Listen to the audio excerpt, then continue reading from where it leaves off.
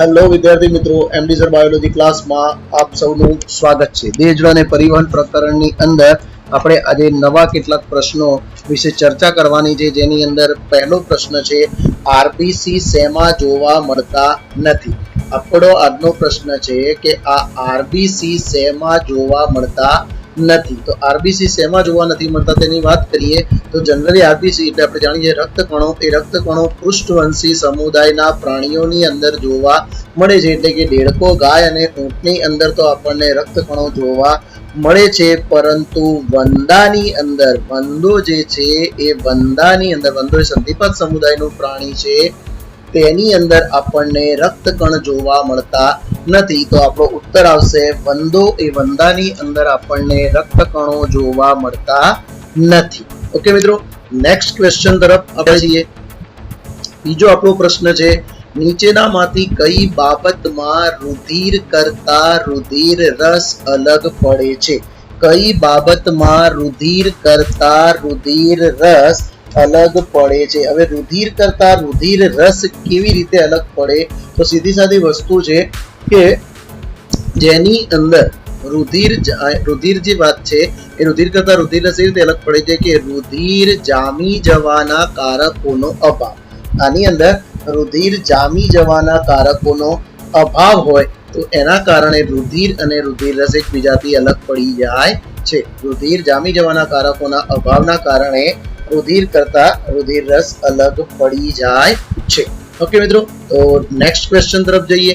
તો આપણો ત્રીજો ક્વેશ્ચન છે ઈસીજી માં પી તરંગ શું સૂચવે છે? પી તરંગની વાત છે, અહીંયા હું થોડીક આકૃતિ દોરીને સમજાવવા પ્રયત્ન કરું તમને।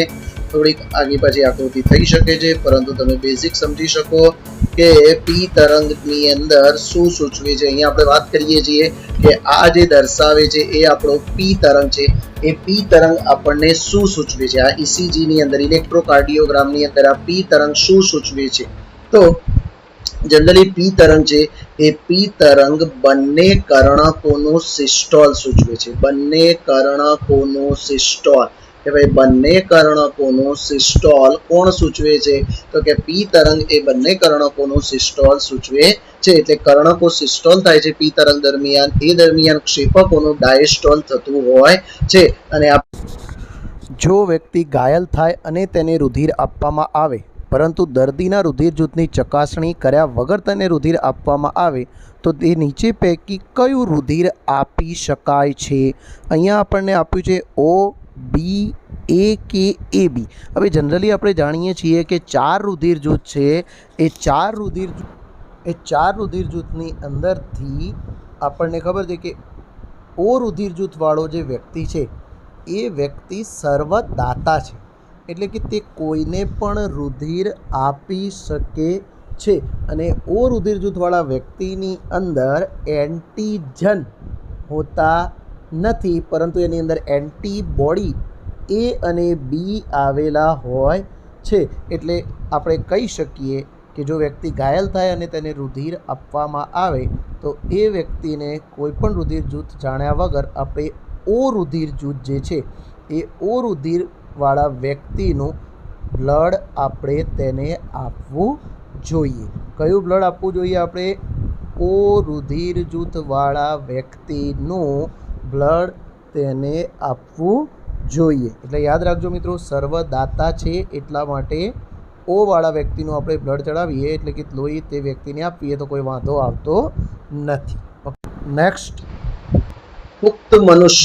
પુખ્ત મનુષ્ય આરબીસી કોષ કેન્દ્ર વિહીન। પુખ્ત મનુષ્યમાં આરબીસી કોષ કેન્દ્ર વિહીન હોય છે। નીચેનામાંથી કયા વિધાનમાં સૌથી યોગ્ય સમજૂતી હોઈ શકે કે ભાઈ આરબીસી કેમ કોષ કેન્દ્ર વિહીન હોય છે? કે ભાઈ એમને પ્રજનન કરવાની જરૂર નથી, દૈહિક કોષો છે, ચયાપચય કરતા નથી, કે તેમનો આંતરિક અવકાશ ઓક્સિજન વહન માટે આવશ્યક છે, તો ઓક્સિજન વહન માટે હોય છે। તો આપણો જે જવાબ છે જવાબ આવશે ડી, કેમ કે તેમનો આંતરિક અવકાશ ઓક્સિજન વહન માટે જરૂરી હોય છે, એટલે એની અંદર કોષ કેન્દ્ર હોતું નથી, એટલે કોઈ પણ પ્રકારની જગ્યા એના દ્વારા રોકાતી નથી, જેથી તેની અંદર વધુ ઓક્સિજન ગ્રહણ થઈ શકે છે। એટલે આપણો વિકલ્પ આવશે ડી, તેમનો આંતરિક અવકાશ ઓક્સિજન વહન માટે યોગ્ય છે। નેક્સ્ટ ક્વેશ્ચન છે આપણો, સરાસરી એટલે કે સરેરાશ તંદુરસ્તી હોય તેવા પુખ્ત વ્યક્તિનું સિસ્ટોલિક અને ડાયસ્ટોલિક દબાણ કેટલું? સિસ્ટોલિક અને ડાયસ્ટોલિક દબાણની વાત કરીએ તો સિસ્ટોલિક અને ડાયસ્ટોલિક દબાણની અંદર વાત કરીએ તો પુખ્ત વ્યક્તિનું સિસ્ટોલિક અને ડાયસ્ટોલિક દબાણ છે 120 mmHg અને 80 mmHg, એટલે કે સિસ્ટોલિક 120 અને ડાયસ્ટોલિક 80 mmHg દબાણ થાય છે. ધમનીના દિવાલનું કઠિનીકરણ ખાલી જગ્યા ને કહેવાય, એટલે કે કયા રોગમાં ધમનીના દિવાલનું કઠિનીકરણ થાય છે? હવે ધમનીના દિવાલના કઠિનીકરણની વાત કરીએ તો અહીંયા આપણો ઉત્તર આવશે એથેરોસ્કેલેરોસિસ. આ એથેરોસ્કેલેરોસિસ ની અંદર ધમનીની દિવાલ કઠિન થાય છે. ધમનીની દિવાલ શું થાય છે? કઠિન થાય છે. નીચેનામાંથી કયું વિધાન લસિકા માટે સત્ય છે? તો લસિકાની વાત કરીએ તો લસિકા એક રંગવિહીન પ્રવાહી છે અને લસિકાની અંદર રક્તકણ જોવા મળતા નથી. લસિકાની અંદર રક્તકણો જોવા મળતા નથી અને તે જે એનું બંધારણ છે એ રુધિર રસના જેવી જ રચના ધરાવે છે. એટલે રક્તકણ સિવાય રુધિર રસના બધા જ ઘટકો અને કેટલુંક પ્રોટીન ધરાવતી રચના જેને આપણે લસિકા તરીકે ઓળખીએ છીએ. તો આપણો વિકલ્પ આવશે બી, જે રક્તકણ સિવાય રુધિર રસના બધા જ ઘટકો અને કેટલુંક પ્રોટીન એ લસિકા માટે સત્ય વાક્ય ગણાશે. ઓકે મિત્રો, મળી છે. નેક્સ્ટ ક્વેશ્ચન, રુધિરનું કેન્સર ખાલી જગ્યા તરીકે ઓળખાય છે. રુધિરના કેન્સરને આપણે લ્યુકેમિયા તરીકે ઓળખીએ છીએ. એકદમ સરળ પ્રશ્ન છે, નેતા ધોરણમાં પણ તમે ભણીને આવ્યા છો કે રુધિરના કેન્સરને આપણે લ્યુકેમિયા તરીકે ઓળખીએ છીએ. નેક્સ્ટ, નીચેનામાંથી કયા પૃષ્ઠવંશી અંગો ફક્ત ઓક્સિજન યુક્ત રુધિર મેળવે છે? ઓક્સિજન યુક્ત રુધિર મેળવે છે. હવે ઝાલર જે છે, સૌથી પહેલો વિકલ્પ છે ઝાલર. એ ઝાલર અને ફેફસા આ શું કરે છે? આ બંને અંગો એ ઓક્સિજન વિહીન રુધિર મેળવે છે. કેવું રુધિર મેળવે છે?